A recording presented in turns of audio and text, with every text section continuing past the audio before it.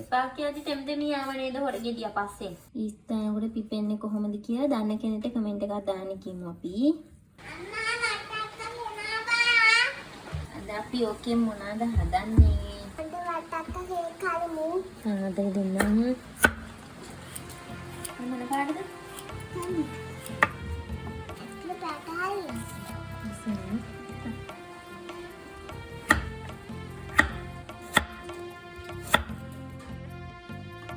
උදේ මම මේක හැමෙන් දාගෙන අත කැපෙයි ඈ. මම කොටක් අබන් එන්න. මෙයා හැමෙන්නට වහිනවා. එපා කියද්දි තෙම්දෙමිය ආව නේද හොර ගෙඩිය පස්සේ. අම්මා දැම්මිලාද? දැම්මිලා. මේක අපි පොඩි කරගමු ඈ.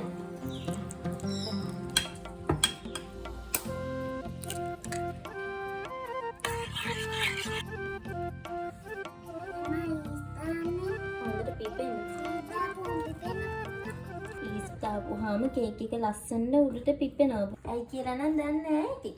පිපෙන්නේ ඇයි කියලා කවුරු හරි කමෙන්ට් එකක් දාන්න. දැන් නම් හරි පදමට ඇවිත් තියෙන්නේ මේ. දැන් ඝනකමට තියෙනවා.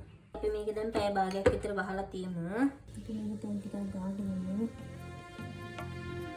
හොඳට පිපිලා මුතේ.